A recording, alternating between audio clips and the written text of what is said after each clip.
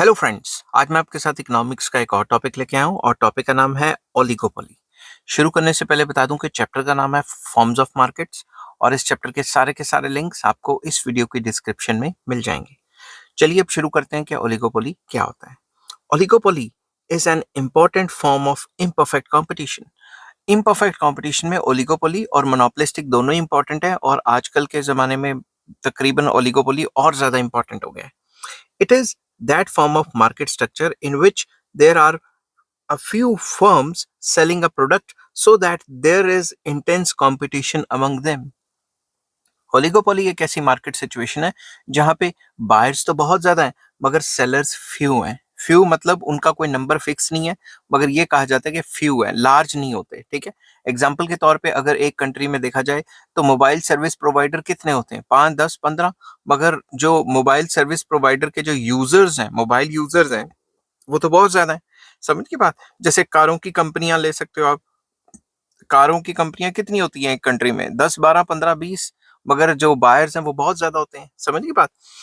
How few should be the sellers to call it a situation of oligopoly is a different task. अब कितने sellers होने के लिए oligopoly होना चाहिए वो एक अलग बात है।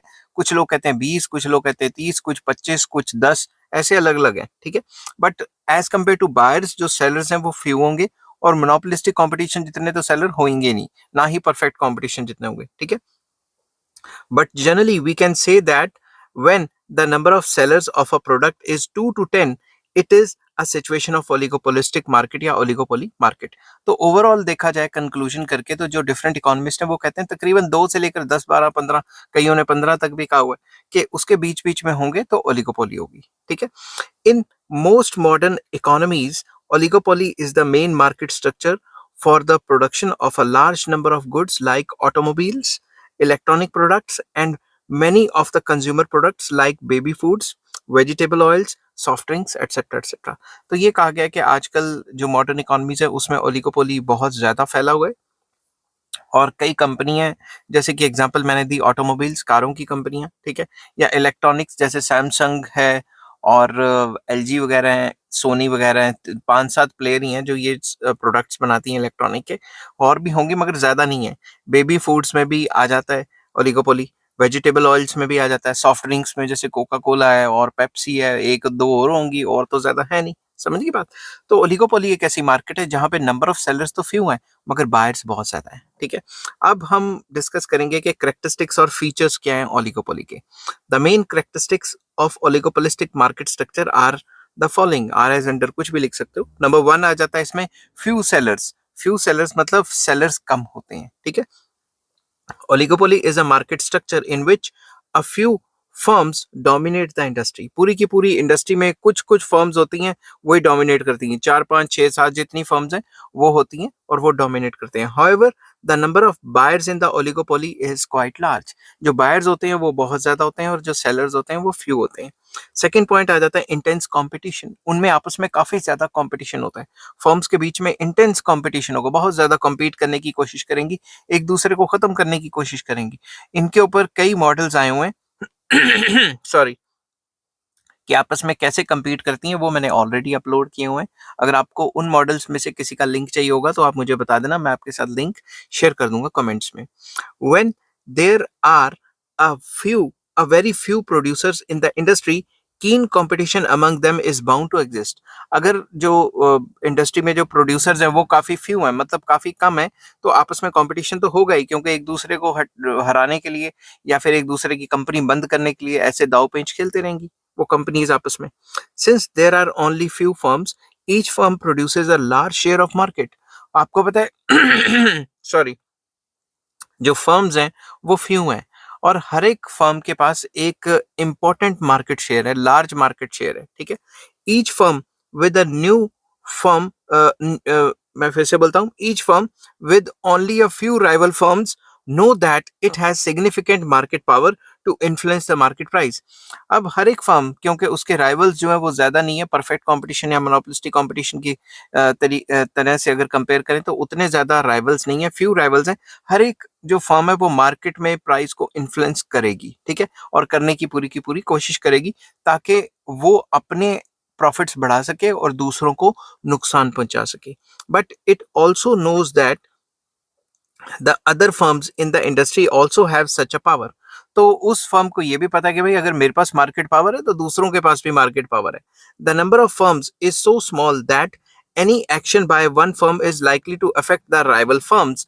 ये मार्केट इतनी स्मॉल है कि अगर एक फर्म कुछ करती है तो बाकी राइवल फर्म्स को भी जो उसके ऊपर भी असर पड़ता है. एग्जाम्पल के तौर पे अगर एक फर्म जैसे मान लो सैमसंग है, वो उसने अपने फोन्स पे डिस्काउंट लिया है तो एप्पल को भी लाना पड़ता है, एमआई को भी लाना पड़ता है और जितने भी प्लेयर्स हैं बाकी उनको भी लाना पड़ता है. ठीक है ना.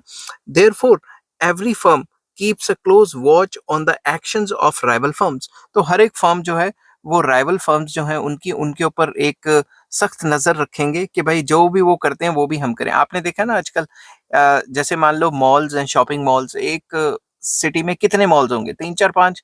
अगर एक मॉल शॉपिंग में सेल सूल लगाता है तो बाकी सबको भी लगानी पड़ती है क्योंकि सारे के सारे वहां ना शिफ्ट हो जाएं कंज्यूमर्स. ठीक है. It is always busy in preparing the appropriate strategies to deal with the rival firms. तो हमेशा जो ओलिगोपोलिस्टिक फर्म्स हैं वो राइवल फर्म से निपटने के लिए कोई ना कोई स्कीमें बनाते रहते हैं कि हमारी सेल बढ़ जाए और उनकी सेल कम हो जाए. It has to evolve both aggressive and defensive strategies to survive and prosper in the face of competition from it's rival firms. तो वही बात है कि वो हमेशा कोई ना कोई स्ट्रेटजी या स्कीमें बनाते रहेंगे. एग्रेसिव स्कीम्स भी हो सकती हैं, डिफेंसिव स्कीम्स भी हो सकती हैं ताकि वो मार्केट में सरवाइव करती रहें और प्रॉफिट भी कमा लें. तो सेकंड पॉइंट था इसका ओलिगोपोली का कि भाई कंपटीशन बहुत ज्यादा होता है फर्म्स में आपस में और हर फर्म चाहती है कि दूसरी फर्म खत्म हो जाए और मेरा जो है जो परसेंटेज शेयर है मार्केट में वो बढ़ जाए. थर्ड पॉइंट आ जाता है इंटरडिपेंडेंस. फर्म्स के जो डिसीजन मेकिंग होते हैं वो आपस में इंटरडिपेंडेंट होते हैं. अगर एक फर्म ने जो प्राइस एंड आउटपुट डिसीजन ले लिए तो वो दूसरी फर्म को भी असर डालते हैं. ठीक है. A very important feature A very important feature of oligopoly is the interdependence of firms in respect of decision making. तो ये भी एक important feature है कि जो firms होती हैं वो आपस में interdependent होती हैं decision making में. कैसे? The number of firms in oligopoly is so few that each firm is worried about how its rivals will react to anything it does. तो number of firms इतनी कम होती हैं कि हर एक rival firm को यही चिंता रहती है, यही परेशानी रहती है कि अगर उसने कुछ किया तो उसका राइवल फर्म कैसे रिएक्ट करेगा. ठीक है. The reason for this is that when the number of competitors is small, जब कॉम्पिटिटर्स जो है वो कम होंगे, any change in price, output, product, etc. by one firm will affect the rival firms and will force them to retaliate by changing their price, output and product. Number of firms इतनी कम होती हैं oligopoly में कि अगर एक company अपनी strategy को हल्का सा चेंज करती है, अपने प्रोडक्ट को, आउटपुट को या प्राइस को हल्का सा चेंज करती है, तो जो दूसरी फर्म्स हैं वो भी रिटेलिएट करेंगी. मतलब वो भी अपनी प्राइस, आउटपुट या प्रोडक्ट में चेंज करेंगी. For example mobile service provider है, मान लो एक कंपनी ने कोई ऑफर निकाल दी कि इतने जीबी फ्री, इतना इंटरनेट फ्री, दूसरों को भी निकालना पड़ेगा. समझ गई बात. For example, if one firm lowers the price of its product, this will increase its sale. मतलब अगर एक कंपनी अपना प्राइस सस्ता कर देती है उसकी सेल तो बढ़ जाएगी, but the sales of other firms in the industry will fall. तो जो अदर फर्म्स है उनके प्राइस अगर नहीं चेंज हुए तो उनकी डिमांड तो गिर जाएगी ना दूसरी कंपनियों की चीजों की. In such a situation other firms will most likely lower their prices as well. जो दूसरी कंपनियां वो भी अपनी चीजों के प्राइसेस कम कर देंगी. Any action by the firm will call for a reaction by it's rival firms. तो कहने की बात यह है कि अगर एक कंपनी प्राइस गिराएगी तो दूसरी भी गिरा देगी, तीसरी भी गिरा देगी. जितनी भी फर्म्स हैं ओलिगोपोलिस्टिक मार्केट में, अगर उनको अपना माल बेचना है तो वो भी गिरा देंगी. तो अगर कोई भी एक एक्शन एक कंपनी लेती है तो बाकी जो कंपनीज हैं वो भी उसका कुछ ना कुछ रिएक्शन करती हैं ताकि उनकी जो सेल्स है वो भी खत्म या कम ना हो. Therefore while taking any decision, a firm has to take into account the impact of its decision on the competing firms and their reaction. तो जब भी एक कंपनी कोई भी डिसीजन ले रही होती है तो वो ये देखती है कि अगर मैं ये डिसीजन लूंगी तो मेरे राइवल फर्म्स जो हैं, competing firms हैं, वो क्या डिसीजन ले सकती हैं. For example, if Toyota offers free insurance cover to the buyers of Toyota cars, the other car companies may also make some offer to its buyers. अगर Toyota car company कहती है कि हमारे से कार ले लो और हम आपको इंश्योरेंस फ्री में देते हैं, तो बाकी कार की कंपनियों को भी फ्री में देनी पड़ेंगी, नहीं तो सारे टोयोटा की कार्स खरीदेंगे. Therefore Toyota, before making any such offer, will have to take into account the reaction of the sellers of other cars. तो जब टोयोटा ये काम कर रही होगी तो सॉरी, ये ऑफर देने से पहले वो ये सोचेगी कि अगर मैंने ये ऑफर दी तो बाकी कंपनियों का क्या रिएक्शन रहेगा. It is this interdependence, action and reaction by rival firms, which sometimes lead to price war and price cutting among competitors. तो इस इंटरडिपेंडेंस की वजह से और एक्शन रिएक्शन की वजह से जो राइवल फर्म्स हैं वो आपस में कभी कभी इतना ज्यादा इंटेंस कंपटीशन कर देती हैं कि प्राइस वॉर्स या प्राइस कटिंग्स आ जाती हैं. अपना माल सस्ता बेच के दूसरे को मार्केट से बाहर करना है या दूसरे के मार्केट शेयर को कम करना. ठीक है, तो इसमें पॉइंट में मैंने बताया कि इंटरडिपेंडेंस बहुत ज्यादा होती है. एक कंपनी के डिसीजंस दूसरे कंपनी के डिसीजंस को असर देते हैं. नेक्स्ट आ जाता है नेचर ऑफ प्रोडक्ट. किस टाइप की प्रोडक्ट बनाती हैं. The firms under oligopoly may produce either homogeneous products or differentiated product. Homogeneous product भी बना सकती है, डिफरेंशिएटेड प्रोडक्ट भी बना सकती है. एग्जाम्पल के तौर पे अगर मुझे यहाँ 5G सर्विस मिल रही है एक मोबाइल सर्विस प्रोवाइडर से, तो क्या पता दूसरे से भी सेम ही मिल रही है, तो होमोजीनियस प्रोडक्ट ही हो गया मेरे लिए. समझिए बात. या डिफरेंशिएटेड प्रोडक्ट्स भी बना सकती है, जैसे एक कार के फीचर्स अलग होंगे, दूसरी कार के फीचर्स अलग होंगे. समझ की बात. Accordingly, we may have oligopoly without product differentiation, that is pure oligopoly, and oligopoly with product differentiation. तो इसमें अगर सेम क्वालिटी के प्रोडक्ट बनाती हैं तो उसे प्योर ओलिगोपोली कहा जाता है, मतलब होमोजीनियस प्रोडक्ट बनाती हैं तो उसे प्योर ओलिगोपोली कहा जाता है. और अगर अलग अलग क्वालिटी के प्रोडक्ट बनाती हैं ओलिगोपोलिस्टिक फर्म्स तो उसे ओलिगोपोली विद प्रोडक्ट डिफरेंशिएशन भी कहा जाता है. इन automobile industry Toyota, Hyundai, etc. are the examples of differentiated oligopoly. क्योंकि कारों की कंपनियां तो कारें तो अलग अलग बनाएंगी ना. जैसे मान लो 10 लाख की कार टोयोटा की भी है, 10 लाख की कार Hyundai की भी है, मगर उन दोनों के फीचर्स में थोड़ा बहुत फर्क होगा. ऑन द अदर हैंड, अगर दूसरी तरफ देखें तो cooking gas of a different firms are the examples of pure oligopoly. अगर आप सिलेंडर एक कंपनी से ले रहे हो या कुकिंग गैस की पाइपलाइन लगी है दूसरी से ले रहे हो या तीसरी से ले रहे हो, वो भाई बात तो एक ही है ना. तो जलेगा तो चूल्हा ही ना, आपका गैस ही जलेगी ना. समझ गई बात. तो वो प्योर ओलिगोपोली की एग्जांपल है. नेक्स्ट आ जाता है importance of selling cost. Very important. हर एक कंपनी चाहती है कि उसका माल ज्यादा बिके, इस वजह से उनको सेलिंग कॉस्ट करनी पड़ती है. एडवर्टाइजमेंट कर करके अपना माल बेचना. सेलिंग कॉस्ट, सेलिंग मतलब बेचना, कॉस्ट का मतलब बेचने के लिए भी पैसे खर्च करने पड़ेंगे. तो बेचने के लिए अगर पैसे खर्च करने पड़े तो मतलब एडवर्टाइजमेंट होगी ना एक टाइप की.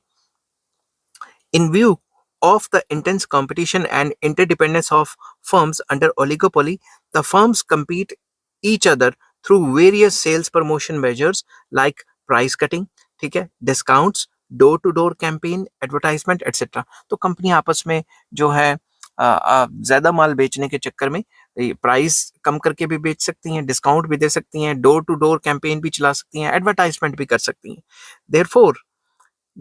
Therefore, there is a great importance of selling costs and advertisements under oligopolistic markets या ओलिगोपोली मार्केट स्ट्रक्चर. तो इस वजह से जो एडवर्टाइजमेंट वगैरह है या सेलिंग कॉस्ट है उसका काफी इंपॉर्टेंस है ओलिगोपोली के अंदर.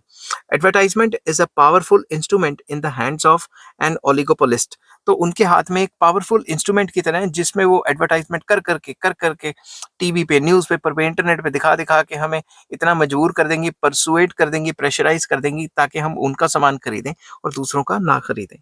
Advertisement is in full uh, is in full under monopoly, and many a time advertisement can become a matter of life and death. तो सिंपल वर्ड्स में ये कहा कि advertisement is in full swing कह सकते हो.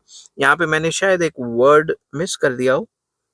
एडवर्टाइजमेंट फुल स्विंग पे होती है ओलिगोपोली के अंडर, और इतनी ज्यादा होती है कि जो कंपनीज है उनके लिए ये सर्वाइवल का मामला है. अगर वो एडवर्टाइजमेंट ना करेंगे, नहीं करेंगे, तो क्या पता उनका माल बिके ना और वो कंपनियां ही बंद हो जाएं. तो कई बार बड़ी बड़ी कंपनियां जो होती हैं ओलिगोपोलिस्टिक स्ट्रक्चर में, वो इतनी ज्यादा एडवर्टाइजमेंट करती हैं कि छोटी फर्म्स, छोटी ओलिगोपोलिस्टिक फर्म्स वो मतलब इतना ज्यादा नहीं कर पाती, इसलिए वो खत्म हो जाती है. समझ की बात. उनका माल इतना बिक नहीं पाता क्योंकि वो एडवर्टाइजमेंट नहीं कर पाती. तो आजकल के टाइम पे एडवर्टाइजमेंट वेरी इंपॉर्टेंट. नेक्स्ट आ जाता है barrier to entry. Very important. Barrier to entry जो होते हैं परफेक्ट कंपटीशन में और मोनोपोलिस्टिक कंपटीशन में freedom of entry and exit था, कोई बैरियर्स ही नहीं थे. और जो मोनोपोली है उसमें तो फुल बैरियर है, कोई आ ही नहीं सकता, तभी तो मोनोपोली है ना. तो इसमें बैरियर्स काफी हाई रहते हैं. ठीक है, तो इसमें क्या लिखना है आपने. The existence of oligopoly in the long run necessitates the existence of effective barriers to the entry of new firms to the industry. तो अगर ओलिगोपोली ने सर्वाइव करना है और कहीं कंपटीशन आ जाए, तो इसके लिए काफ़ी मेन कंडीशन या काफ़ी ज़रूरत ये है कि barriers to enter in the market should be very high. Barriers to entry जो होने चाहिए काफ़ी हाई होने चाहिए। कैसे? मैं एक एग्जांपल दूंगा आपको। In the absence of these barriers to entry of new firms, the oligopoly may not retain its characteristic of few sellers in the long run. अगर बैरियर्स इतने हाई नहीं होंगे तो कभी भी नई फर्म्स आ जाएंगी और जो ओलिगोपोली का जो मेन जो मीनिंग है कि फ्यू फर्म्स होती हैं वो तो खत्म हो जाएंगी क्योंकि लार्ज नंबर ऑफ फर्म्स हो जाएंगी। इसका एक छोटा सा एग्जांपल देता हूँ। मान लो मोबाइल सर्विस प्रोवाइडर है, ठीक है? जैसे इंडिया में एयरटेल है, क्या कहते हैं, जियो है और 3-4 और हैं, ठीक है? वोडाफोन है, तो और ये कंपनियाँ मान लो। तो अगर इनमें बैरियर्स टू एंटर हाई नहीं होगा, फिर तो हर कोई भी बंदा आके मोबाइल की कंपनी खोलने के लिए करेगा, समझ गई बात? और अगर बैरियर्स टू एंटर काफ़ी हाई हैं, तभी तो ये खोल नहीं पा रहे क्योंकि 100 तरीके की परमिशन चाहिए कि भाई अगर कहीं भी टावर लगाना है, उसका खर्चा बहुत ज़्यादा है। तो बैरियर्स टू एंटर में ये आ जाता है कि इनिशियल इन्वेस्टमेंट बहुत ज़्यादा है या एडवर्टाइजमेंट कॉस्ट बहुत ज़्यादा है या फिर हमें हज़ारों तरीके की परमिशंस लेनी पड़ेंगी। इस टाइप के बैरियर्स हो सकते हैं जो आम कंपनियां अफोर्ड नहीं कर सकती। इसीलिए तो सिर्फ मेन कंपनियां ही ओलिगोपोलिस्टिक मार्केट स्ट्रक्चर में एग्जिस्ट करती हैं। A lot many industries are dominated by a few large firms in most of the modern economies because of such barriers of entry. तो आजकल इन हाई बैरियर्स ऑफ एंट्री की वजह से many industries जो है, कई इंडस्ट्रीज जो है वो डोमिनेट करती हैं और ओलिगोपोलिस्टिक स्ट्रक्चर में कई कंपनीज ही आ सकती हैं, ज्यादा कंपनीज नहीं आ सकती, ठीक है? Some major barriers to entry are economies of large scale production, कि भाई जो बड़ी कंपनियां वो इतना बल्क में सामान बना रही हैं, इतना ज्यादा क्वांटिटी में सामान बना रही हैं कि उनको इतना सस्ता पड़ रहा है कि अगर कोई नई फर्म आई तो वो इतना बना ही नहीं पाएगी इतने लार्ज स्केल पे। क्या पता उनको कॉस्ट एडवांटेज है, cost advantage of the existing firms, उनको कॉस्ट इतनी सस्ती पड़ रही है कि नई फर्म को वो कॉस्ट ही नहीं पड़ेगी, तो वो भी एक टाइप का बैरियर हो गया। प्राइस कटिंग, कि वो प्राइस इतना सस्ता बेच रही हैं कि नई फर्म्स उस प्राइस पे प्रॉफिटेबल ही नहीं हो पाएंगी। कंट्रोल ओवर इंपॉर्टेंट इनपुट्स, जो इंपॉर्टेंट रॉ मटेरियल है वही किसी पर्टिकुलर कंपनी के कंट्रोल में है, वो रॉ मटेरियल किसी और को अवेलेबल ही ना हो, या फिर पेटेंट राइट्स हैं, ठीक है, कि वो चीज कोई और बना ही नहीं सकता, या कॉपीराइट्स वगैरह वगैरह। These factors prevent the entry of new firms and preserve the oligopoly. तो इन फैक्टर्स की वजह से बैरियर्स टू एंटर काफी हाई हो जाते हैं और ओलिगोपोली जो है प्रिजर्व रखी जा सकती है। और जो ओलिगोपोली है उसके अंदर हाई बैरियर्स टू एंट्री की वजह से नए प्लेयर्स नहीं आ पाते, समझ की बात? तो नेक्स्ट पॉइंट आ जाता है indeterminate demand curve of an oligopolist. पहले मैं आपको छोटी सी एक बात समझा देता हूँ। मान लो ये डिमांड कर्व है, ये दिखाती है कि अगर प्राइस ये है तो इतनी क्वांटिटी है, डिमांड होती है मार्केट में। अगर प्राइस गिरती है तो डिमांड बढ़ जाएगी ना, ये तो नॉर्मल सिचुएशन में डिमांड कर्व है। बट अगर ओलिगोपोली में देखें, ध्यान से समझना, अगर ओलिगोपोली में देखें तो अगर एक कंपनी अपनी प्राइस गिराती है तो ऐसा जरूरी नहीं है कि उसकी डिमांड बढ़ेगी। क्या पता डिमांड ही ना बढ़े, क्यों? क्योंकि अगर एक कंपनी प्राइस गिरा रही है, बाकी सारी कंपनीज भी प्राइस गिरा देंगी तो उनके पास तो कोई आएगा ही नहीं, समझ गई बात? और अगर आ भी गया तो इतना आएगा, ज्यादा होगी या कितनी होगी, इसका कोई पता नहीं कि डिमांड कर्व कहाँ से निकलेगी। इसलिए एक कंसेप्ट आता है किंग डिमांड कर्व का, कि जो ओलिगोपोलिस्टिक फर्म्स हैं उनकी जो डिमांड कर्व होती है उसमें किंग होता है, एक कुब निकला होता है। इसके ऊपर मैंने अलग से वीडियो, एक मॉडल है किंग डिमांड कर्व, मैंने उसको अलग से भी एक्सप्लेन किया हुआ है। तो अगर आपको वो चाहिए होगा तो मुझे कमेंट बॉक्स में आप लिखते हैं, मैं आपके साथ लिंक शेयर कर दूंगा, ठीक है? तो चलिए अब इस पॉइंट में क्या लिखा है वो डिस्कस करते हैं। An important feature of oligopoly is that the demand curve faced by an oligopolist is indeterminate because it does not know how the rival firms will react to its move to lower the price। मतलब अगर एक company price गिराएगी तो उसके rival को ये नहीं पता कि मेरी डिमांड कितनी की बढ़ेगी, उसके गिराने से क्या पता बाकी फर्म्स भी प्राइस गिरा दें और उसकी डिमांड बढ़े ही ना, समझ गई बात? A demand curve shows the amounts of of the product a firm can sell at various prices. तो डिमांड कर्व क्या दिखाती है? डिमांड कर्व हमें बताती है कि अलग अलग प्राइस पे कितनी कितनी डिमांड होगी, मगर अगर प्राइस गिरा है तो पता नहीं ना डिमांड कितनी बढ़ जाएगी। A firm under perfect competition और मोनोपोली और monopolistic competition faces a definite demand curve because it can ignore the reaction of the rival firms.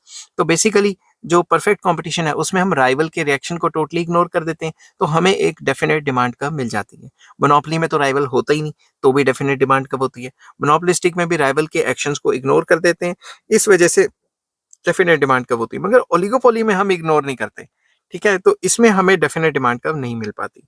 But this is not so under oligopoly. An oligopoly cannot ignore the reaction of the rival firms in view of the interdependence of the firms. क्योंकि firms इतनी आपस में interdependent है कि जो rival firm है उसके actions को ignore ही नहीं कर सकती। अगर ignore किया तो समझो कहानी खत्म। Any change in the price by one firm may result in the change in the prices by rival firms. अगर एक कंपनी प्राइस गिरा रही है या चेंज कर रही है तो उसकी राइवल्स भी वही करेंगी। ठीक है, as a result the demand curve faced by oligopolists keeps on shifting. तो डिमांड कर्व हर 2-2 मिनट के बाद ऊपर नीचे शिफ्ट होती रहेगी, कभी कैसे हो जाएगी, कभी कैसे हो जाएगी। Therefore, demand curve of oligopolist is not definite, instead it is indeterminate. इस वजह से कहा जाता है कि हर 2-2 मिनट के एक्शंस में डिमांड कर्व ऊपर नीचे या चेंज होती रहती है, उसकी स्लोप्स चेंज होती रहती है, इसलिए डिमांड कर्व इनडिटर्मिनेट होती है। एक थ्योरी जो है पॉल स्वीजी की, वो उसमें ये भी कहा गया है कि डिमांड कर्व जो होती है उसमें एक किंक होता है, तो उसको किंग डिमांड कर्व मॉडल भी कहा जाता है। अगर आपको वो चाहिए होगी तो मुझे कमेंट बॉक्स में कर देना, मैं आपको लिंक शेयर कर दूंगा। तो ये था पूरा का पूरा ओलिगोपोली, और ओलिगोपोली के ऊपर जितने भी मॉडल्स हैं मैंने उनको ऑलरेडी अच्छे से एक्सप्लेन करके अपलोड किया हुआ है। अगर आपको वो चाहिए होंगे तो मुझे आप कमेंट कर सकते हैं। ठीक है, कमेंट में लिख सकते हैं कि वी वांट मॉडल्स। तो अगर ये वीडियो आपको पसंद आती है तो please like, share and subscribe. और चैप्टर का नाम था फॉर्म्स ऑफ मार्केट, और इस चैप्टर के सारे लिंक्स आपको इस वीडियो की डिस्क्रिप्शन में मिल जाएंगे। नेक्स्ट टॉपिक मैं कराऊंगा monopsony. Till then take care, bye bye.